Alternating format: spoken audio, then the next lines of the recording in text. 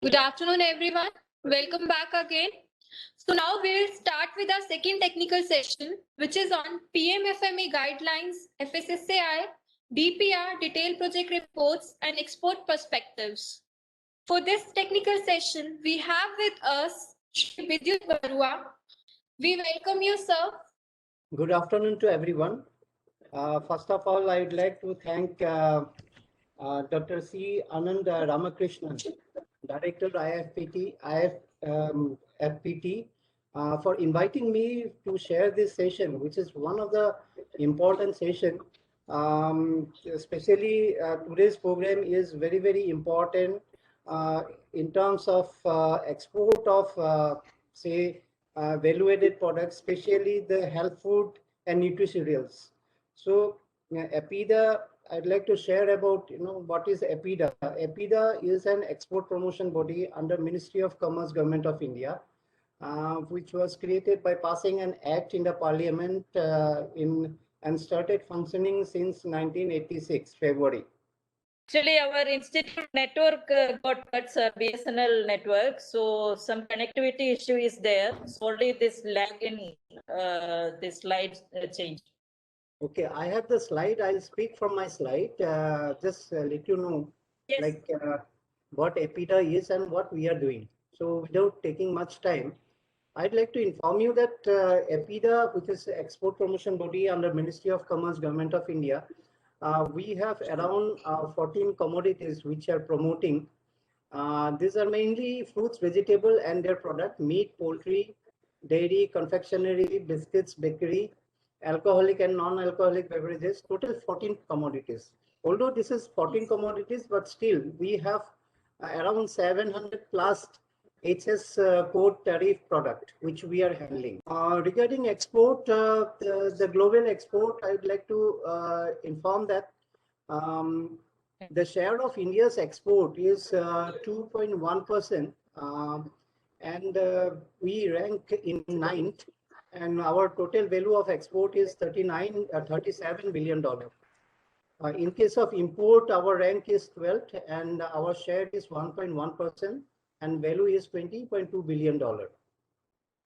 So as per this WTO data of 2019. So regarding the export, as you can see that total merchandise export is around $313.4 billion. The export of agri product, including cotton, is 35.1 billion. And share of agri products in total merchandise export is 11.2%. And export of products monitored by APIDA is 45.9%. That is $16.1 billion. Among the various commodities that is exported regarding APIDA scheduled product, the maximum export is your cereal product. The cereal about 41%. Then we have animal products which are exported about 23%, and other processed product around 19%, and fresh fruits and vegetable, processed vegetable around 8%. Regarding different destination where our different products are going, these are basically, if you see the total APIDA product is total $1.6 billion, and main destination, top destinations of our product is Iran, 8.4%, Saudi Arabia, 8.4%, Vietnam, 8%, UAE, 6.4%, and USA, 6.4%. In case of cereal, our export is main destination is Iran again, 18.8%, Saudi Arabia 15.4%, and Iraq 7.3%, Nepal 6%, and UAE. So basically the cereal product is your basmati and non-basmati category.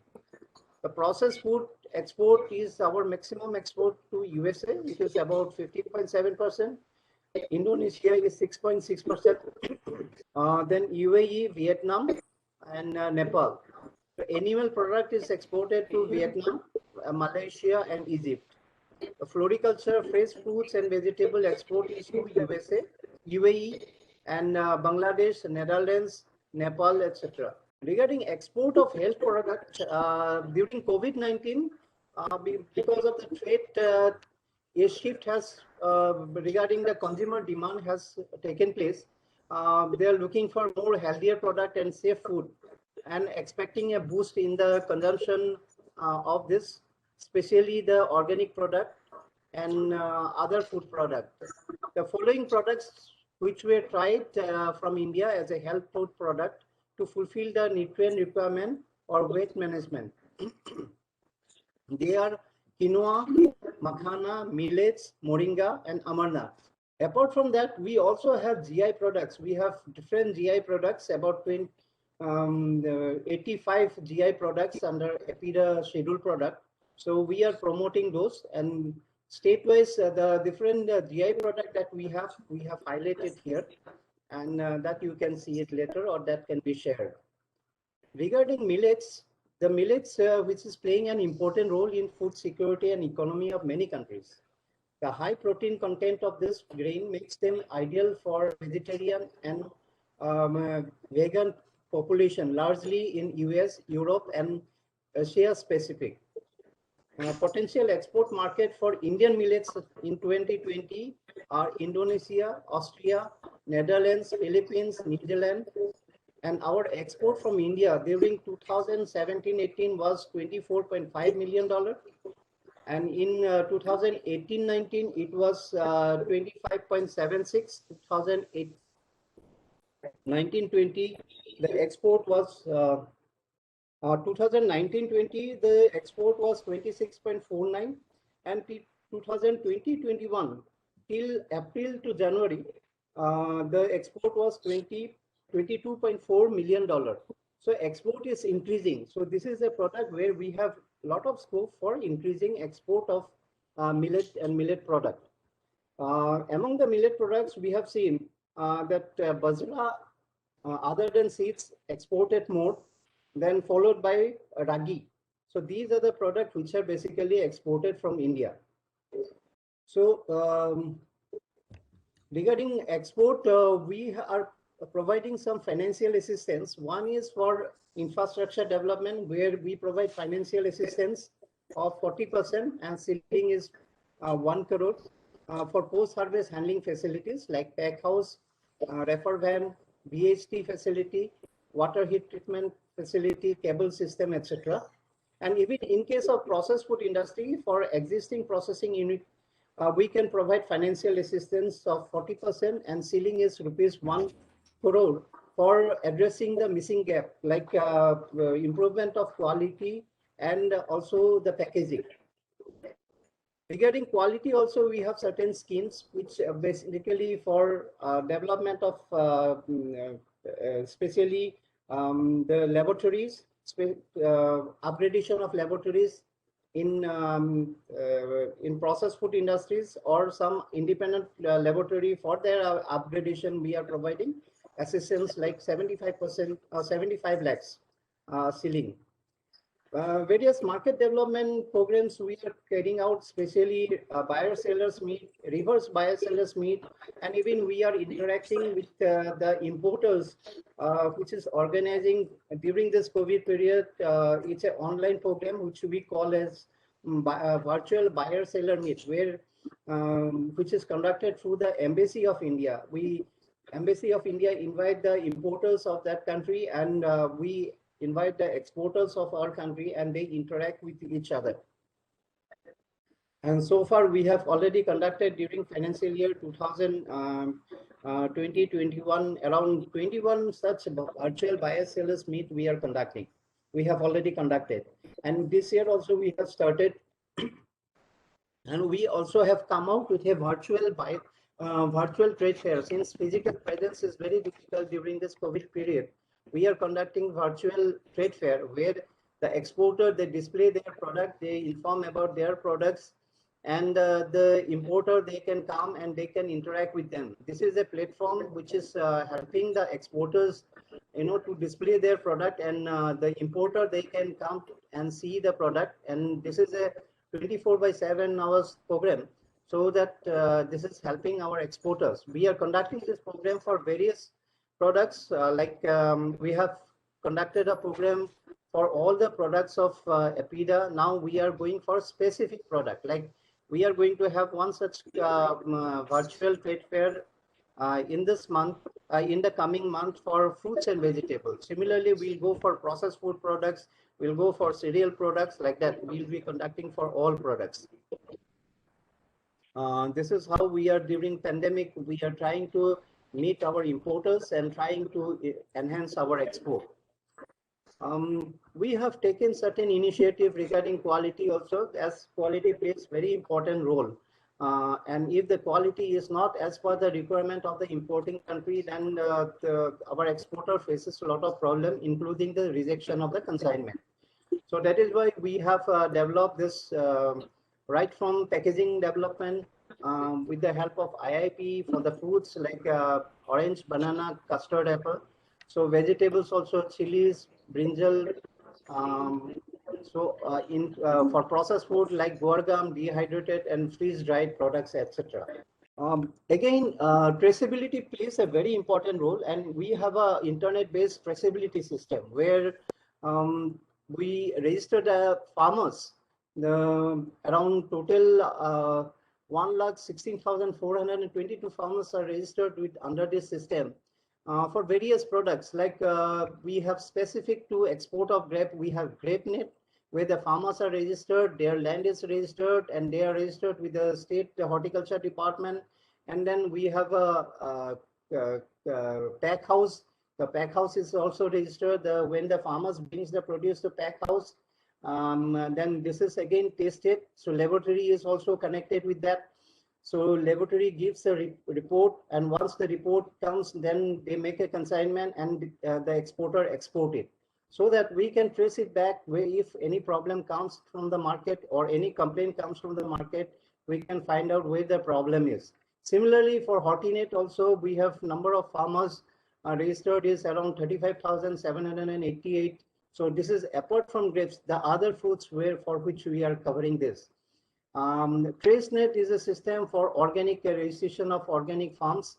And so here total farmers are 11,47,401 farmers are registered under that. In case of peanut and meatnet, for export of meat, we have meatnet. So these are the traceability system that we have developed, which is helping our exporter to enhance their export, because the government can, the importing country, they can understand the credibility of our system, and they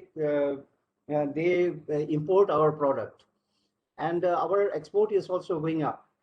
There are 50 commercial food testing laboratory that was authorized by EPIDA in 14 states, and we are going to recognize more laboratory who will be doing the testing of our export consignments. Regarding market access, we are providing data regarding the export of various products from our country.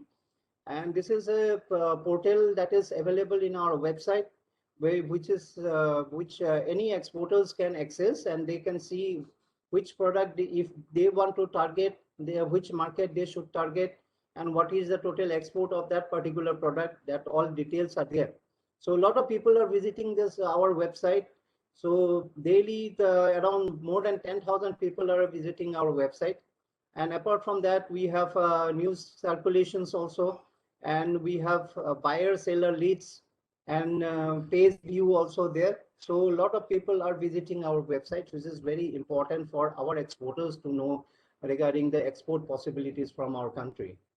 We also have a Farmers Connect portal, where the farmers, they can register in that portal, and they can interact with our exporters. This is a platform where the farmers can directly interact with our exporters, and exporter can source the material from the farmers.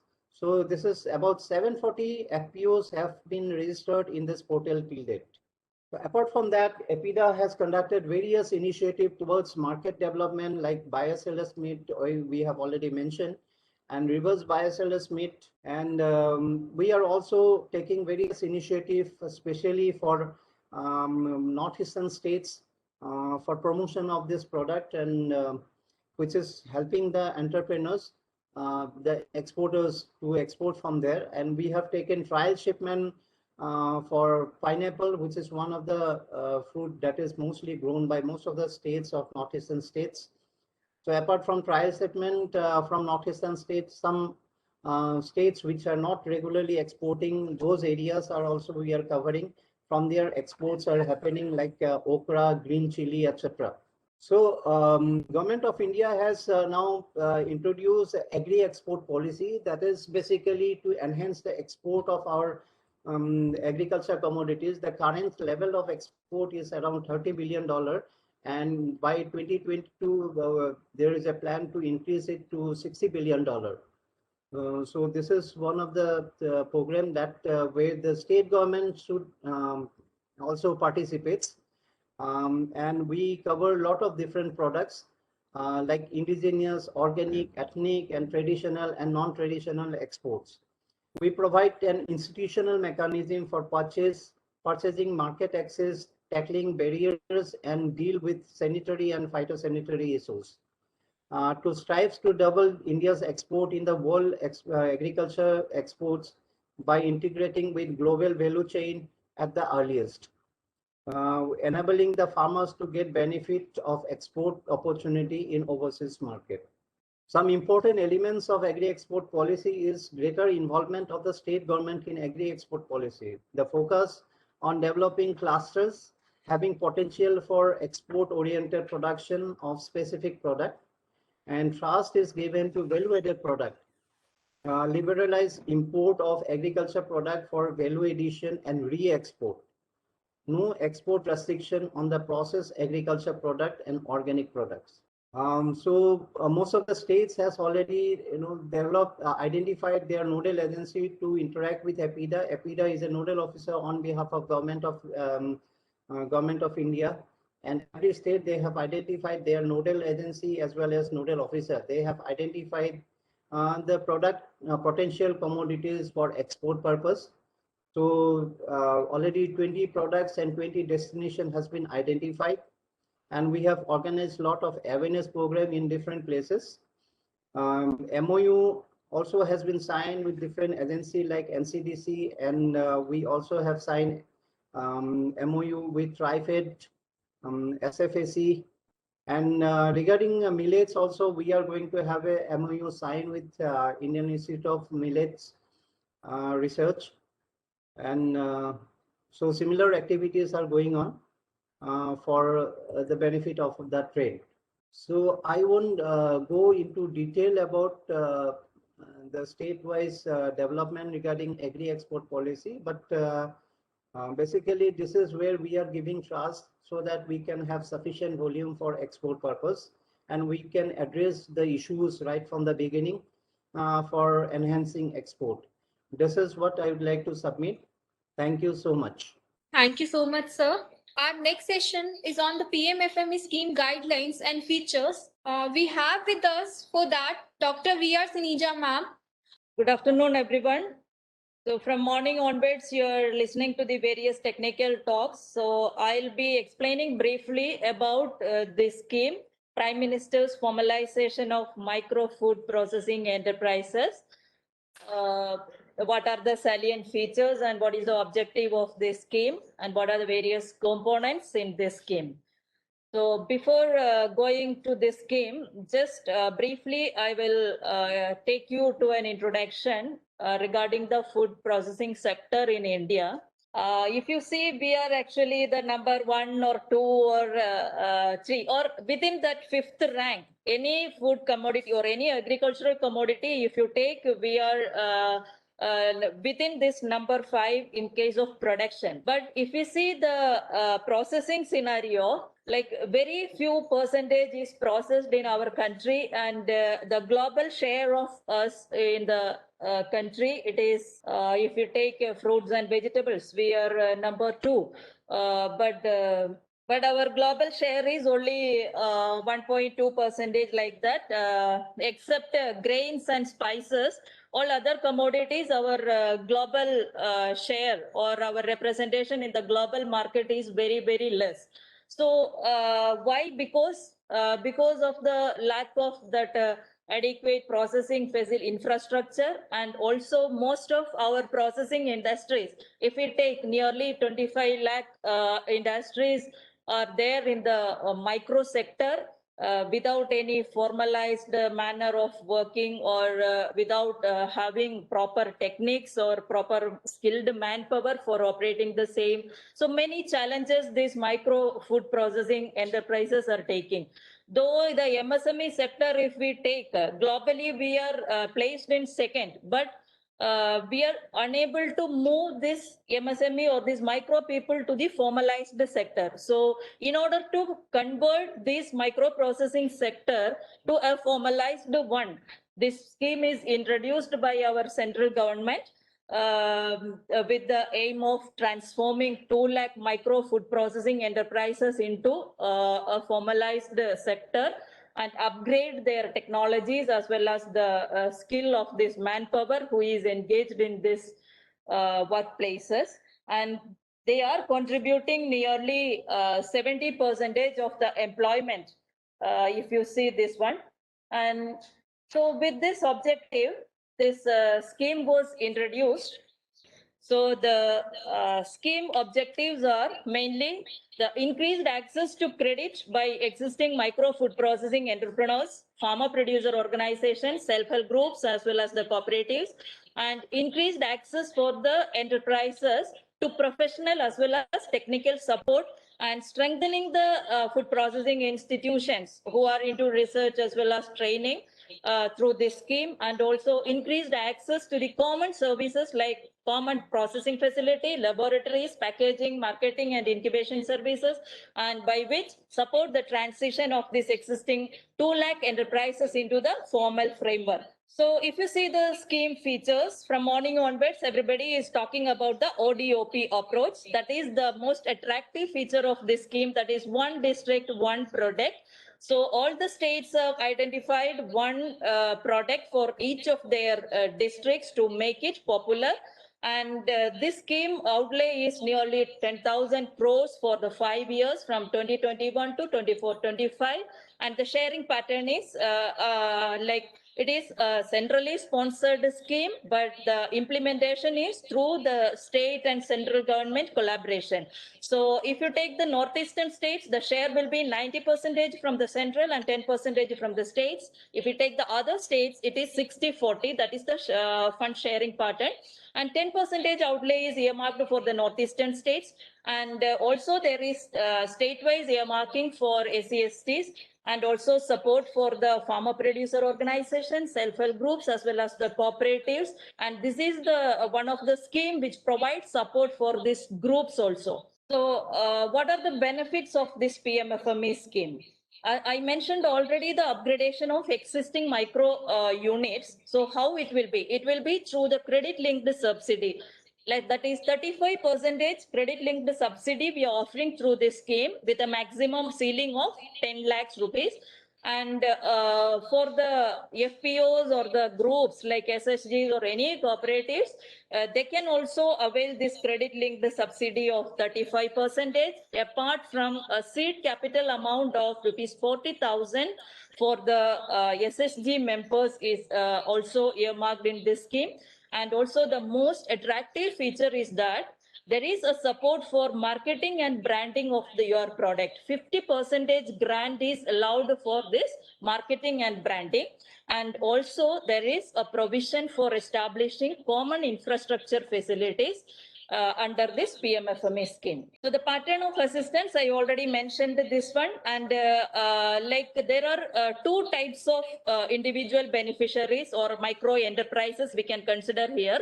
Those who are already into business, those who are already existing for the last few years, means they can apply whatever the products they are manufacturing, they can apply for this scheme. But the new entrepreneurs or the startups who are now only starting their ventures, they have to apply under this ODOP processing only. So whatever ODOP is selected in your particular district, so you can submit the proposals for that particular ODOP. Suppose mango is there, means you can apply for mango juice or mango jam, jelly production, or such any ODOP, means any product under that ODOP, you can apply for the project through this scheme. And for the existing, there is no barring. Any product they are manufacturing, they can apply for their expansion or upgradation. And here The FPOs, SSGs, this also I already mentioned, seed amount is 40,000. It is giving for the SSG members. Apart from that, those groups, farmer producer groups or anybody who is already into the business, they can also apply for this scheme. There also 35% credit linked subsidy is there, but here no ceiling like 10 lakhs for the individual micro entrepreneurs. Depending upon the turnover of their company or the society, they can apply. And 50% marketing support is also there. And coming to the administrative structure of this scheme, there is one national level interministerial empowered committee, IMAC, chaired by the Honorable Minister of Food Processing Industries. That is the apex body monitoring this one. And then coming to the state level approval committee is there, chaired by the Chief Secretary. And they can sanction the projects up to 10 lakhs. Above 10 lakhs means the state level committee will be forwarding it to the national level committee. And in the district level, there is a committee chaired by the district collector. And for all the approvals, it has to be through this level of administration. And coming to the entire administrative architecture, IMAC is there, as I mentioned earlier. Then under that, Ministry of Food Processing Industries was the implementing ministry. And under that, there is a project executive committee. This will be sanctioning all the projects. And then Committee on Capacity Building and Research. This is one important component under this PMFME scheme, where the national institutions like IAFPT and NIFTAM, which are under Ministry of Food Processing Industries, they are taking the lead for capacity building and training activities across the country. And under this one, there are state level technical institutions who will be coordinating the training activities at state level, along with the state nodal agency. There will be a state nodal department and also district level committees, as mentioned earlier, chaired by the collectors of that respective districts. And also to monitor all these activities, national level, there is a national project management unit at the ministry, and each state will also having a state level project management unit, and also at the district level, there will be district resource persons who will be supporting the beneficiaries in handholding. So how to apply for this scheme? Online application is already open in the website. So anybody who is interested to apply, individuals or groups for the processing projects or for marketing or branding, anybody, you can apply through the online application.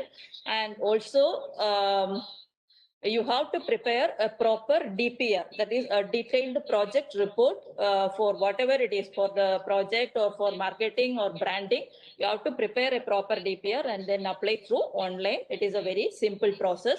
In the coming session, we will be having an expert who will be explaining you about in detail about the preparation of DPR. So coming to the various components of this scheme, the most important component is the capacity building.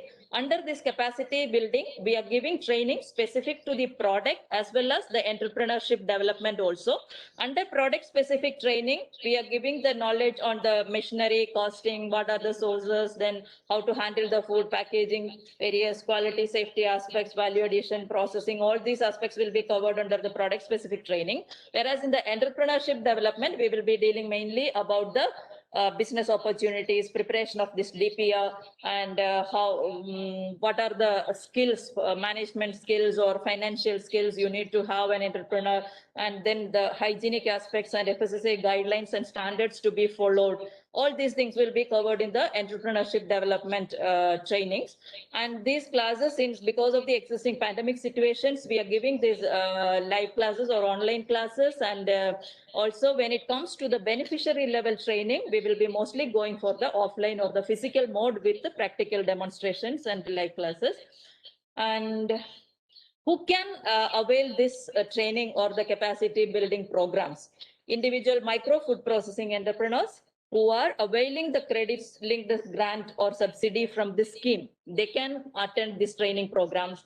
then individual existing micro food processing entrepreneurs who are not taking this loan also, no issue, but if they wanted to upgrade themselves to this formalized sector, they can also attend this training program. And the people who are working in these enterprises, they can also attend the programs. Then apart from that, the cooperatives or the groups, like self-help groups or farmer producer organizations, they can also attend. And then the state nodal agencies, various officials or the working under this state nodal departments, and then the resource persons at the district level, they can also attend the training programs. They in turn need to transfer this to the beneficiary level also. So actually we have categorized this training into 3 different levels. One is the master trainers. They will be trained like state level. Few master trainers will be identified by the state nodal agency. And there will be 2 types of master trainers. One master trainer will be on the product specific master trainer, food domain wise, like you can see this fruits and vegetable, grain, milk processing, fat, fish, bakery products, minor forest, meat, poultry, like that, different subcategories of food. So there will be master trainers specialized in this particular food domain. So this master level training we have already completed for the first set of master trainers from all the states across the country. IAFPT organized this training in collaboration with the various national level institutes. And then second level is the next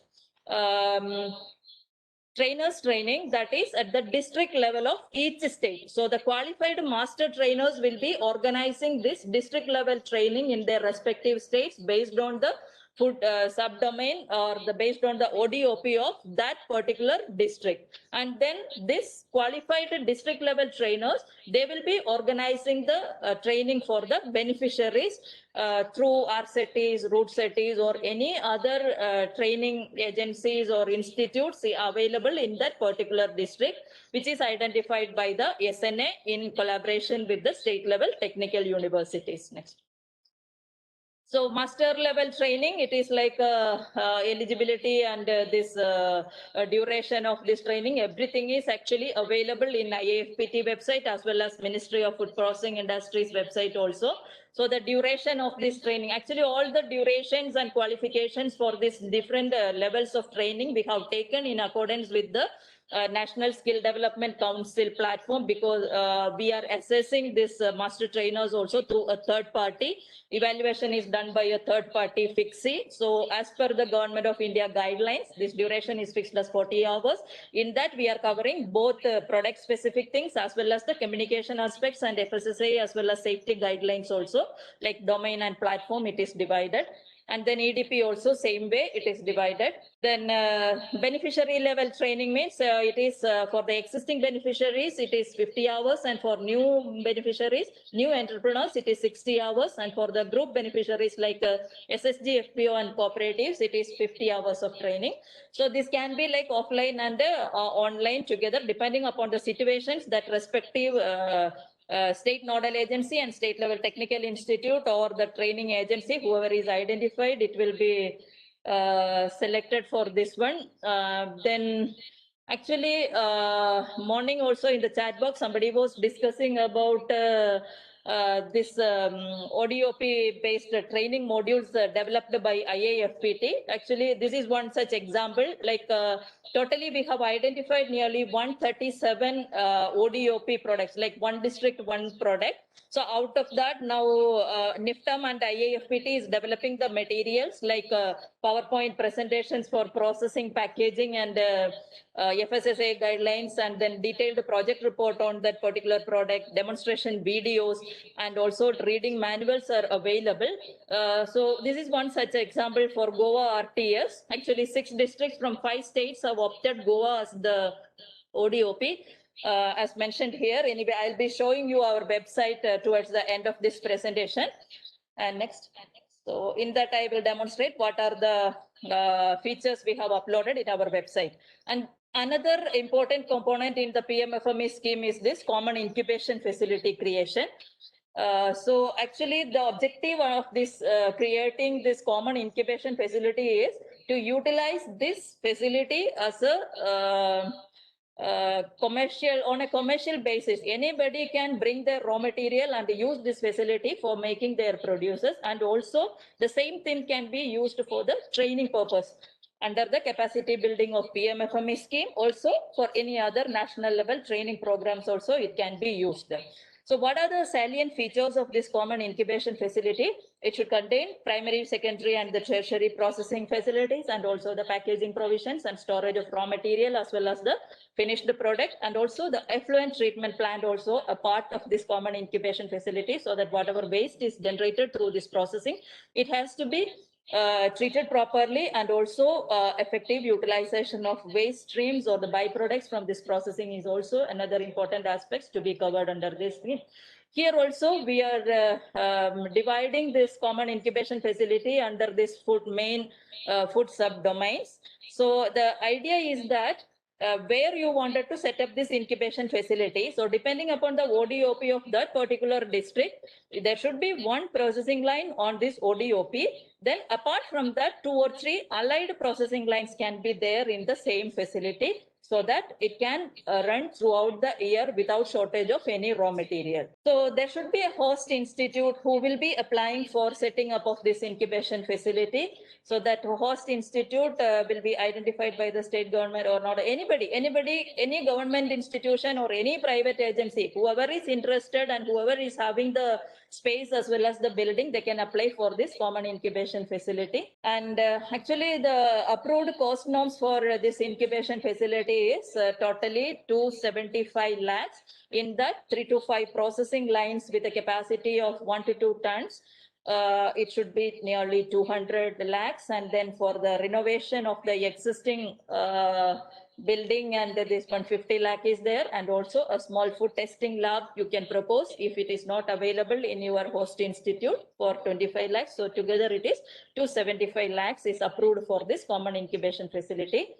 This is actually the common basic equipments which you need for the food testing lab. So the grant is like during the phase 1, actually already we have so many applications we have received from various states, and nearly 53 incubation centers already got sanctioned in various states. So first preference was given to the institutes who are having the existing building as well as the space, nearly 7,000 square feet space. So we need to set up this incubation center. This space, we are keeping it in mind that in future, after establishing this incubation center, if any startup is coming now, we have to accommodate them also, to facilitate them, to mentor them. For that only the 7,000 square feet we are proposing. And in the next phase, like now whoever is applying, they can apply for even building construction of building also. 1 crore rupees is separately put for this building construction or renovation of the existing building. So here also the funding pattern, earlier we mentioned regarding the central state share. So for common incubation facility also, the funding pattern is, if it is a government organization, 100% funding will be from the PMFME scheme. And if it is a private agency, and you are setting up the incubation facility in the tribal district, means the share will be 60-40, 40% contribution from the private agency and 60% from the central government. And if it is private agency establishing the incubation center in any other district, means it is 50-50% share. So what is the role of this host institute? The host institute has to arrange the required land, building, and other basic amenities like water, electricity, etc. And they have to establish the center as per the guidelines proposed by the ministry in coordination with the state level nodal agency. And then they have to also constitute a monitoring committee with the nodal agency as well as the mentor institute. I will explain in the coming slides what is the mentor institute. Mentor institute means any CSIR, ICR, or any public lab or any research institution who is having expertise in one particular field. Suppose somebody wanted to set up an incubation center on fish processing. They can take CIFT, Central Institute for Fisheries Technologies, as a mentor institute. They are having expertise in that one. If somebody wanted to set up in millet processing, means they can take IIM or Indian Institute of Millet Research as the mentor institute. Like that, whoever is having expertise in that particular field, they can take them as the mentor institute. So this mentor institute will be continuously supporting the host institute in establishing this incubation facility, and also in due course of time, they have to support the host institute. When the startup comes, they have to mentor this startup also for their processing, as well as innovative product development and all the business support they have to give. So here also the application procedure is, first you have to prepare a DPR. DPR includes all these informations, like information about the host institute, what is their expertise, what is their manpower, infrastructure, where is the proposed location, what are the availability of this connectivity of this proposed location, then what are the lines they are proposing, approximate cost norms, like what are the auxiliary units, equipments proposed. For individual equipments, what is the capacity, that breakup also should be there. If they need any upgradation of the existing building, that cost breakup also they need to give. And then if it is a private agency, how the cost breakup, like I mentioned, like 50-50 or 60-40, depending upon the area, that breakup they need to give. And then finally, they have to get the recommendation from the state level nodal agency and also the mentor institute. And there should be a feasibility report, like how they will be running this on a commercial basis. And one important feature of this incubation facility is that though the host institute is establishing this facility, they are not supposed to run this facility, because we want to run it on a commercial basis. So a third party should be running this incubation facility established by the host institute. There will be a tri-party agreement between the host institute, this mentor institute, and the third party. It can be a private party who will be running this incubation center, and they can charge user charges from the beneficiaries who will be availing the services of this incubation center, and then profit sharing can be there depending upon this agreement. And in that DPR, there should be also a planned layout for showing the various lines, whichever they are proposing. Leave this, open that website. So like this, this scheme is having very peculiar features. So request everybody to make use of this scheme so as to make our India the food factory. And I'll just show our website also. If you go to IIFTT website, there will be on the right hand side top corner PMFME, one link will be there. So all the informations regarding this scheme is available in this website, and anybody can freely download and use this PowerPoint presentations or detailed project reports, whatever it is available in our website. It is free to download. And I am glad to share with you the first beneficiary for this scheme. He is from Mysore, and he had used our DPR only from our website. He had downloaded our DPR, and he modified that one depending upon to his requirements, and he got the funding also. So anybody who is interested to avail this PMFMA scheme benefits, they can please go through this website and the model DPRs as well as the processing details uploaded in our website. Here, this is our website. You can see here PMFMA one tab is there. Just I'm sharing that link. Yeah, you can see there, right side corner, there is PMFME tab is there. If you click on that PMFME scheme, I think some network issue is there. Anyway, yeah, okay. Whether the screen is visible? Okay, so this is our website. Here you can see top the tabs, capacity building, then incubation. Here incubation, all the model DPRs, whatever we prepared. Actually, we have prepared model DPR for the 5 processing lines also. That is also uploaded here. So anybody wanted to apply, they can apply through this. They can download this one and accordingly modify as per their requirements. And next tab is the training material. Here only that all the ODOP based training materials are available under various food subdomains like fruits and vegetable dairy. If you click on fruit and vegetable, you can see that a lot of products are uploaded like juice, flakes, jam, chili powder like that. So once you click on this one, you need to give your email ID and phone number, and then you can download all the things like PowerPoint presentations and in various languages, packaging techniques, FSSAI guidelines and model DPR, as well as the reading material is also available. So once you click, you have to enter only your name, email ID and phone number. This is just to have our round record, like how many people are accessing this site. So requesting all of you to make use of this facility and take this opportunity to avail the scheme benefits also. It is a wonderful scheme. So thank you all. So without delay, we'll go to our next technical session, which is on FSSAI licensing and registration for micro millet processing units. For this session, we have with us Shri Vikas Talwarji. Fine. As the topic is, it's about obtaining FSSAI license and registration number for micro and micro millet processing units under this PM Formalization of Micro Food Processing Enterprises scheme. So, as it is clear that most of the food business operators would be either processing the millets directly or then converting into some kind of food products. So, both kind of categories, it is mandatory to have FSSAI license or registration, as the case may be. We will first see what are the statutory provisions as to why it is necessary to have this license or registration number first. This is the statutory provision that flows from Food Safety and Standard Act 2006. Under Section 31 of the Act, subsection 1, no person shall commence or carry on any food business except under a license.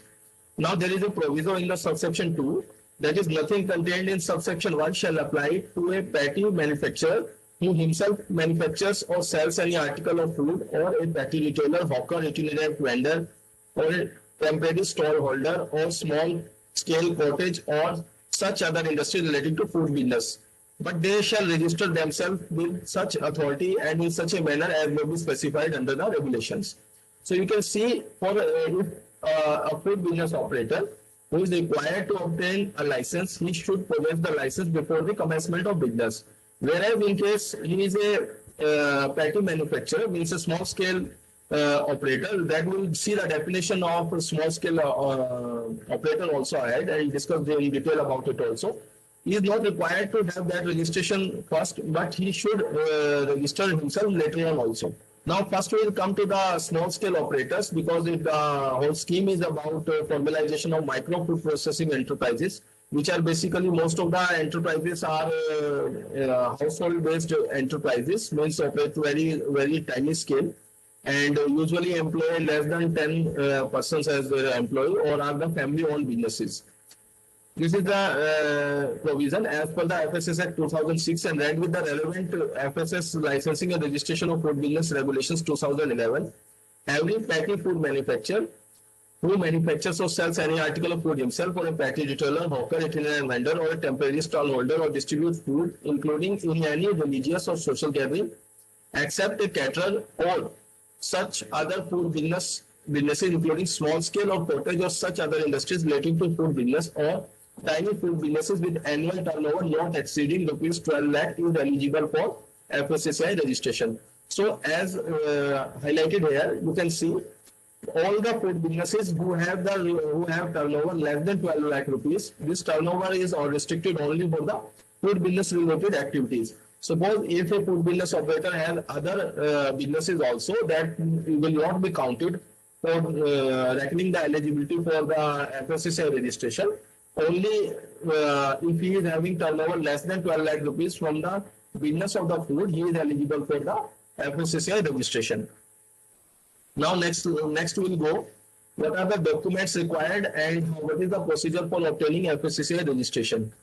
Obtaining FSSAI registration is quite simple, and a very limited number of documents are required. Basically, as you can see, only three documents, mainly two documents, that is photograph and a government issued photo ID such as Aadhaar, PAN card, voter ID card, etc. And if address of the business is different, then one address proof is also required. So these are very three limited and very basic documents which are required for obtaining FSSAI license, registration. And application fees for FSSAI registration is just 100 rupees for each year. Validity ranges from 1 to 5 years. It depends upon the choice of the food business operator. And it is better to suggest that the food business operator should go for the maximum 5 years of validity so as to save himself a compliance burden of obtaining or renewal of the registration each and every year. Next is, this is a special key takeaway for micro millet processing units under PMFME. One is that the individual category units of micro millets processing units who have annual turnover from food business activities less than 12 lakh rupees can apply for FSSAI registration certificate. The entire process is online, end-to-end online, including the fee payment and document submission. That is, you don't have to visit any office of FSSAI for submitting any of the document. The application process is end-to-end online. As I have told, this is our latest website, that is postcos.fssai.gov.in. As a line of caution, I make to aware all the food business operators that this is the only official website of FSSAI. Don't indulge or don't deal with any kind of intermediary or a consultant, because there may be some kind of fake website also who are being operated by the food business consultants. So it is better to avoid such paths and go straight away through the official route only, because in case of any dealing with the private individual or consultant, the FSSAI is not responsible for any loss of fee or any harassment or otherwise. Next is, who is required to obtain an FSSAI license? Now we are coming to the FSSAI license. For all the other food business operators who do not fall under the category of the petty food business operator are required to obtain FSSAI license. Now, FSSAI license is broadly of two types. This is the state license or central license. Here I want to clarify that whether you have state license or central license, that does not mean that your business will be restricted to a particular state or otherwise. Even if you have a state license, you can operate throughout the country. The demarcation between these two license categories only purely on the basis of turnover and other capacity and some other sensitivity criteria related to the food. Then eligibility for the state or central license for micro millet processing units. You can see in the scheme itself, there are two broad categories. One is individual category and one is the group-based categories. And group-based category, the eligibility criteria under PMFME is it should have turnover at least of 1 crore rupees. And now you can see that naturally that is such business operators like these FPOs or the cooperatives, they must be very large and they would be falling under the category of FSSAI license. So mostly individual units will be eligible for this obtaining registration, while the group units, means larger ones, cooperatives or farmer producer organizations or some business companies, or whether incorporated or not, they will be required to obtain FSSAI license. So in case if it is processing cereal and making flour only from the millets, then only state license is required to be obtained, irrespective of the turnover of capacity. So I think this point should be clear to everyone. If the millet processing units is converting millet into cereal millets into only flour, then it is required to obtain state license. This is to facilitate the small scale operators who are not eligible for registration but are eligible for the state license. Then all such units which are involved in manufacturing of millet-based proprietary food products. In FSS food standards, there is a provision of proprietary foods. The proprietary food signifies the food in which FSSAI has not fixed any standards so far. That is, such products are not standardized. If any manufacturer is making such kind of proprietary food from the millets, he is required to obtain the central license only, irrespective of his turnover and capacity. So I think these two categories are amply clear. One is, if he is the processor is in the flour production, he is required to obtain state license only, and if he is producing proprietary foods, then he is required to obtain central license only. Now we'll come to the third scenario also. In such case, all such micro millet processing units which are involved in the production of manufacturing of millet-based standardized products like biscuits, noodles. These are such products whose standards have already been notified by FSSAI. They may obtain state or central license depending upon their capacity. The capacity is as under: state license production capacity up to 2 MT per day, and central license if the capacity is more than 2 MT per day. Then license fee and validity. State license fee is graded into two categories. If the production capacity is up to 1 MT, it is rupees 3,000 for each year of the validity period. Then 5,000 rupees for each year if the production capacity is more than 1 MT but up to 2 MT per day. And if the capacity is beyond 2 MT per day, then the FBO is required to obtain central license, for which fee is 7,500 rupees for each year of the validity period. Like registration, the validity ranges from 1 to 5 years as per the choice of the applicant. Then these are the documents required for obtaining state and central license. One is the blueprint. These documents are also very basic documents because every business who is required to obtain this state or central license must be in possession of such documents. Blueprint, layout plan of the processing unit, list details of director, partners, proprietor, executive members of society or trust, equipments and machinery details, analysis report, only chemical and bacteriological of the water, in case water is used as an ingredient. If the water is not being used as an ingredient in the food, then the operator or food business operator is not required to submit this analysis report.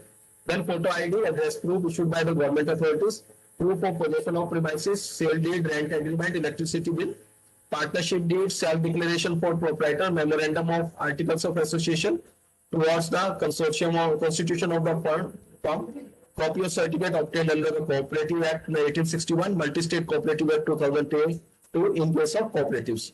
Form 9, nomination of a person. This is not applicable in case of proprietor because the proprietor himself shall be responsible for the compliances.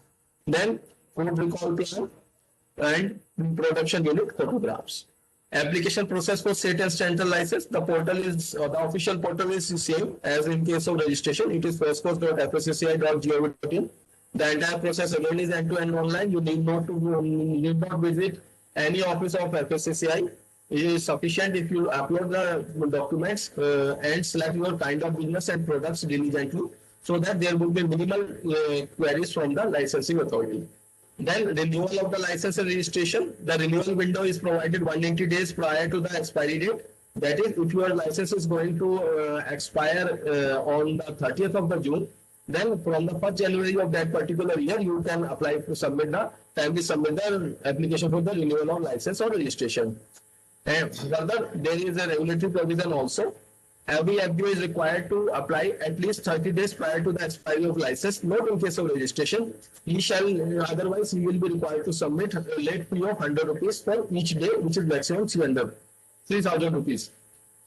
In case license or registration gets expired, there is no concept of restoration of the same, and the FBO will become without license, which is not good for his business. Then again, some key suggestions for ease of doing your business. As we can see under the group category, there will be some cooperatives or some societies or self-help groups or farmer producer organization. So such organizations can approach FSSAI for the permission to obtain license, state or central as the case may be, while exempting the individual members from the obligation to obtain the registration or license. This will facilitate the individual food business operators very much who are the members of such FPOs or self-help groups or producer cooperatives, because the obligations will be reduced, individual compliances will be reduced, and the only one license, state or central, will suffice.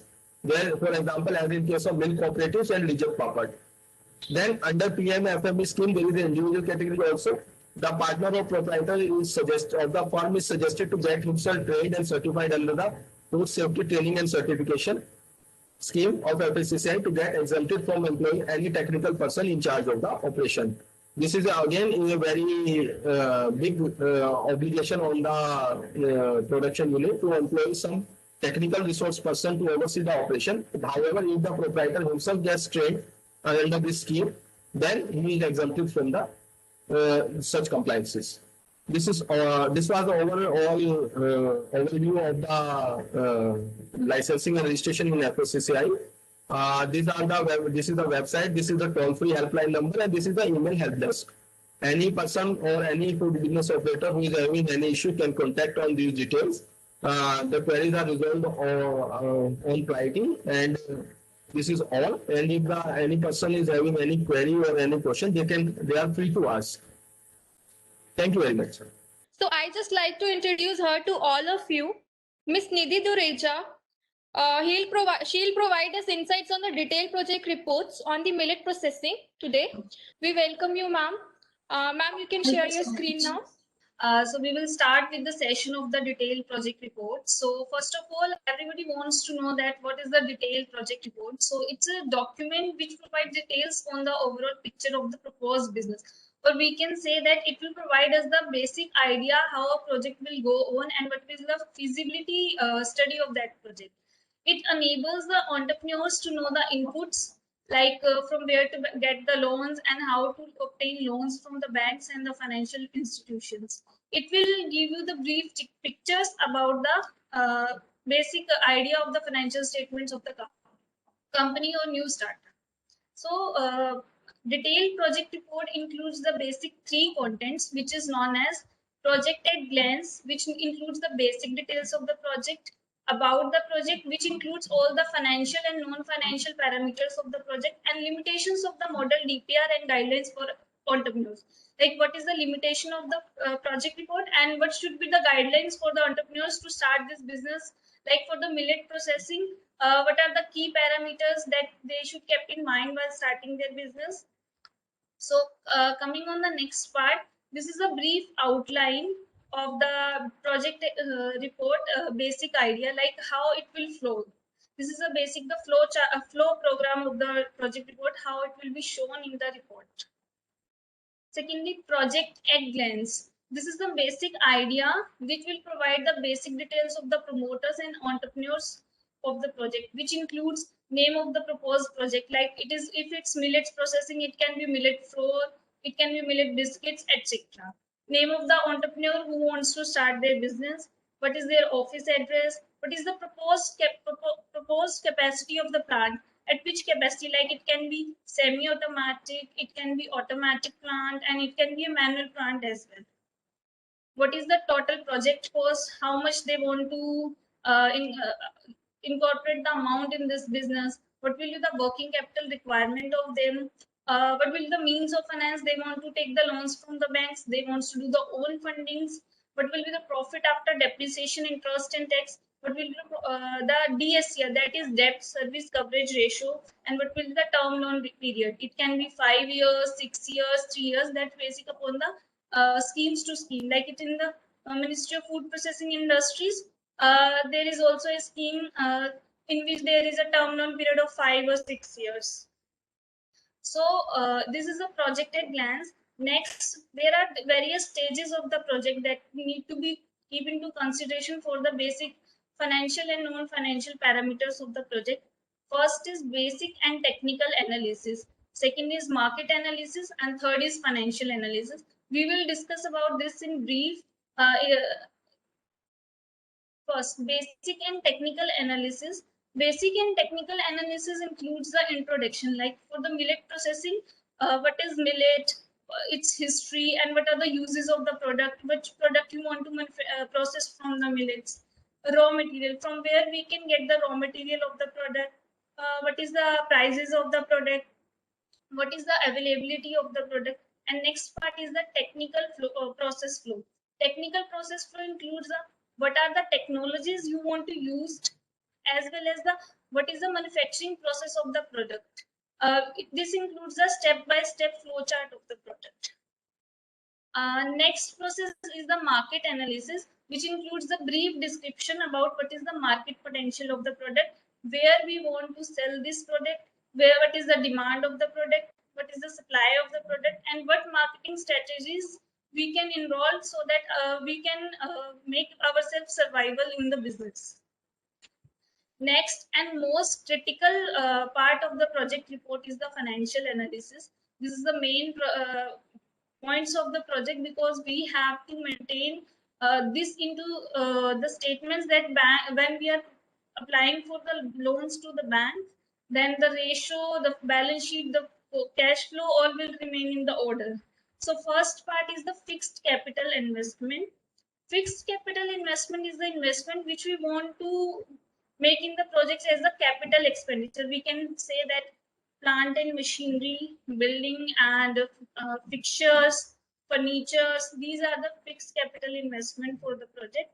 Next is the working capital requirement. Working capital requirement is a basic requirement of the project, or we can say the expenses which we require for the day-to-day running expenses, like for the purchase of the stock, closing stock maintenance, payment of creditors, receiving payments from the debtors. This includes the working capital cycle. Next is cost of project and means of finance. Cost of project is the combination of the fixed capital investment and working capital requirement. And means of finance is how much contribution you want to do from own self and how much contribution you will get from the bank. Like in some schemes, there is 90% on contribution, 90% bank finance, and 10% is the own contribution. Next is the financial appraisals, which includes the basic cash flow statements, fund flow statements, balance sheets, projected profitability statements, repayment schedules, and the depreciation schedules. And next is the ratio analysis. Ratio analysis provides us the basic ratio analysis of the company, of the projected business, that is current ratio, gross profit ratio, net profit ratios. So coming on the financial appraisal part, firstly, we will need to know what is the balance sheet. A balance sheet is a financial statement that reports a company's and shareholders' equity at a specific point of time. It's a combination of equity and liabilities and assets. And profitability statements is a income statements which shows profits and losses of a specific future period. Like in projected balance sheets or DPR, we prepare a profitability statements which provide the analysis of the next 5 years. So it's a statement which shows how much we can earn profit in the next 5 years, or we can say that it's essentially a listing of income and expenses and the entire business items. Next is the cash flow statements. Cash flow statement shows how the cash moves, like what are the application of the funds, what are the sources of the fund, and in the last year, at the last end of the year, what is the cash and cash balance we have in the company. Repayment schedules is show us the EMIs that we have to repay to the banks every month or every quarter, whatever the repayment schedule is fixed by the banks. And depreciation schedule shows us what will be the depreciated value of the assets over the years, and what will be the written down value of the assets at the end of the financial year. So there are some key financial inputs that will be required for the financial appraisal preparation, or we can say that for the detailed project report preparation, we need these key financial inputs. But these are total plant and machinery value, like what is the total plant and machinery. Production capacity of the plant, it can be 100 kg per hour, it can be 1 ton per hour, it can be 1 ton per day. Building construction cost and rent, if any. If there is a construction cost, then it will be including in the capex. And if there is the land is on rented basis, then it will be showing the profitability statements. Types of product manufacture. Millet processes can lead to number of products. So it can provide us so we have an idea which products we are manufacturing. Next is the raw material price of the product. Only financial analysis can be prepared when we are aware about what is the raw material price and what is the selling price of the product. So calculate the profitability and balance sheet analysis can be done easily. Electricity consumption, which means what is the electric power load required for setting up this business or running up this business. Raw material and closing stock days requirement. This can vary from business to business, like it can be 10 days requirement, it can be 15 days, and in case of perishable items, it can be 2 or 3 days as well. Here are some examples of the projected profitability statements. Like firstly, it includes sales. What is the total sales of the company?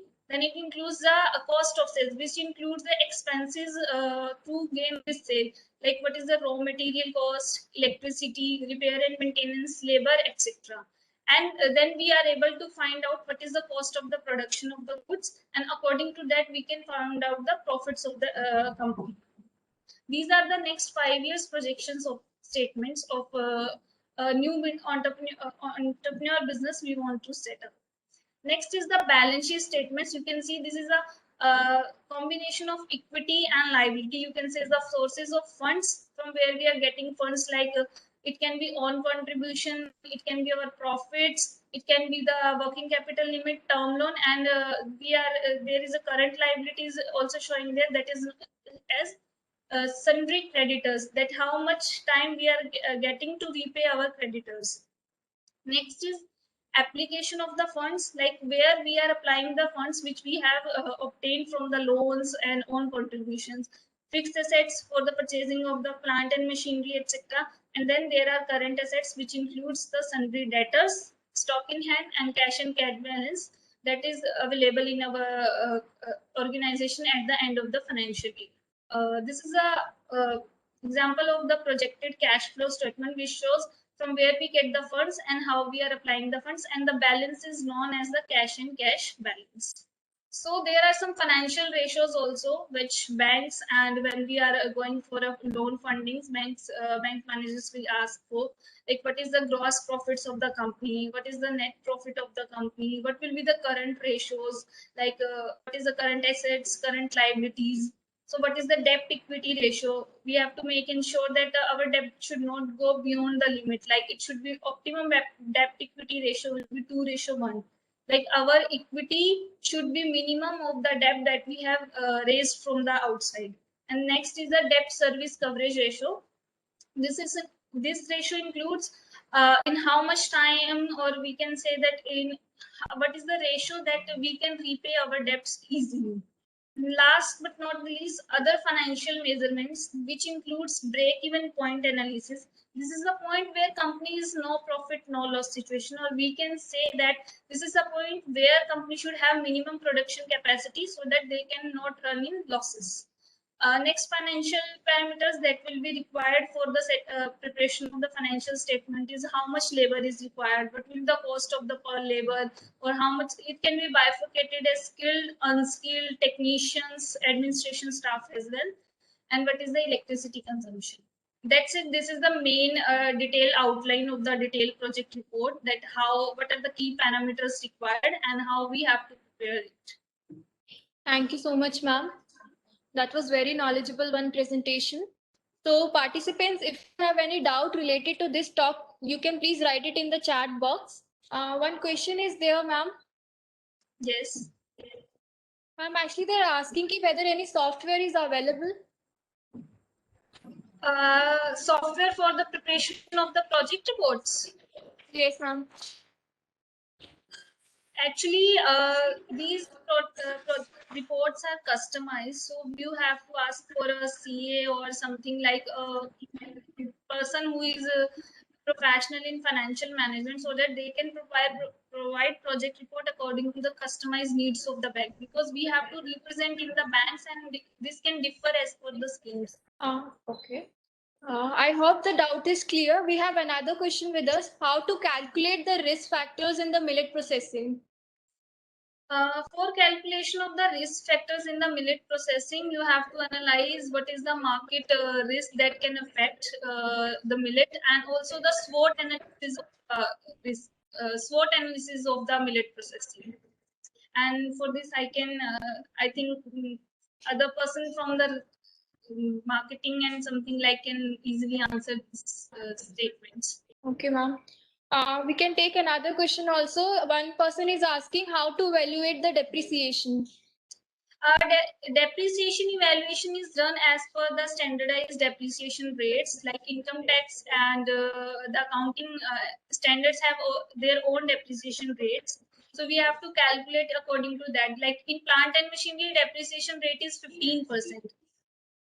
And then we have to calculate the depreciation according to the accounting policies of the organization. Like if they want to do it in the straight line basis, then we have to calculate according to the straight line. Otherwise, at the written down value, like every year the value will be get decreasing by applying the depreciation percentage to the last year's value. Thank you so much, ma'am.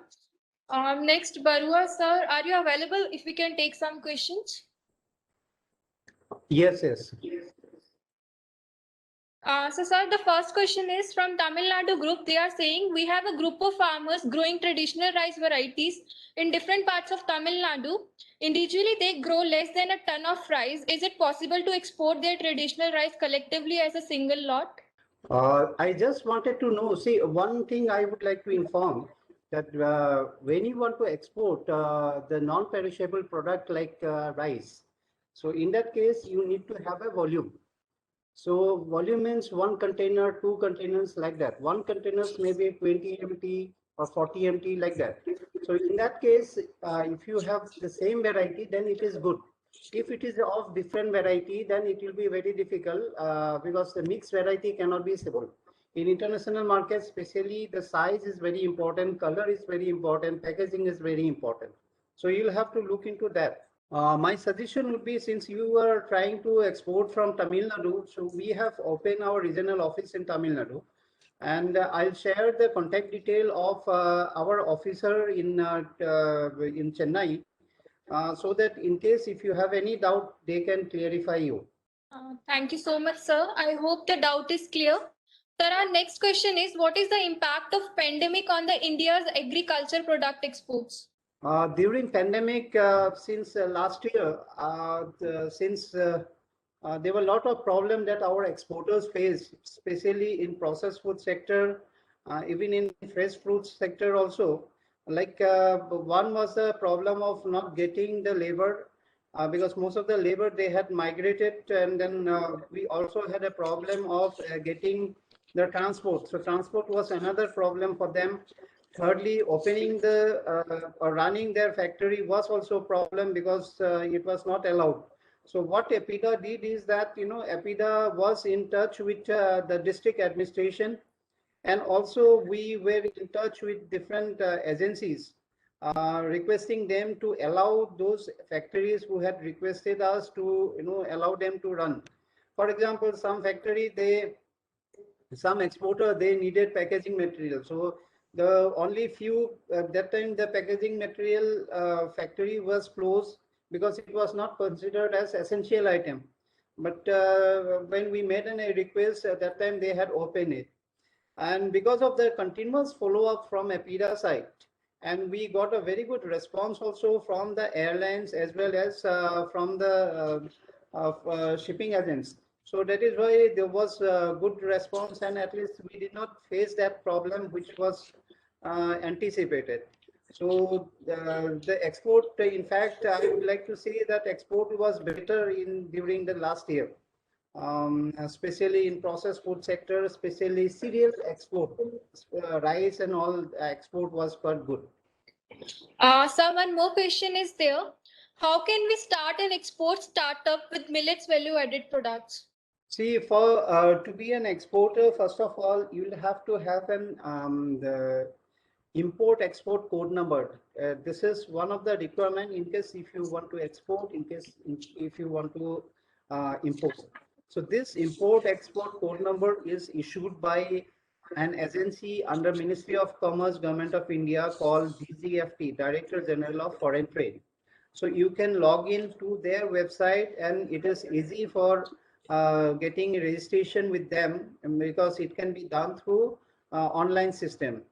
So once you get registered with them, you can get registered with EPIDA, because we also do the same thing through online system. So you can register with EPIDA.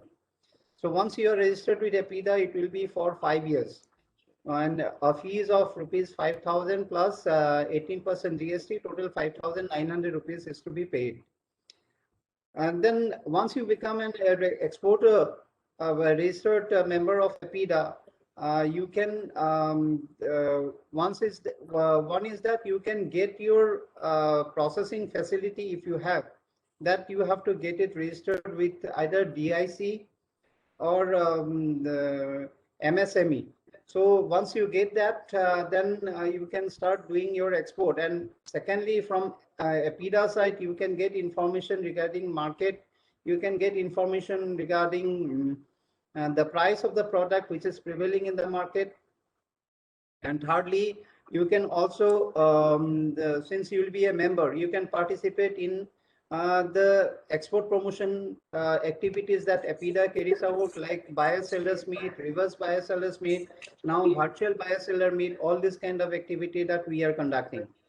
So this is what, secondly, we also do a lot of hand-holding, organizing various promotional program, as well as we conduct training program.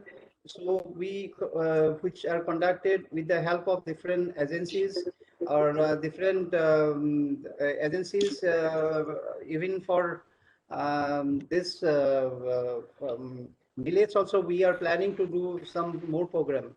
Because millet is a product, the export, as I have already informed, the export is picking up, and there is good demand during the pandemic. Also, a lot of people are looking for this, and India is doing very well. So that is why this kind of handholding we can do. We can organize training program with some institute like Indian Institute of Millet Research and all. So that can kind of activity will be conducting to promote this sector. Thank you so much, sir. Our next question is from Talwar sir. Sir, the question is, I am having FSSAI license for mushroom production, pickle, soup powder. If I wish to start millet processing and storage unit, should I need to take new license? Actually, you don't need to take new license. License number will remain the same. Only thing is that you can get the relevant product added in your existing license. The process is again online.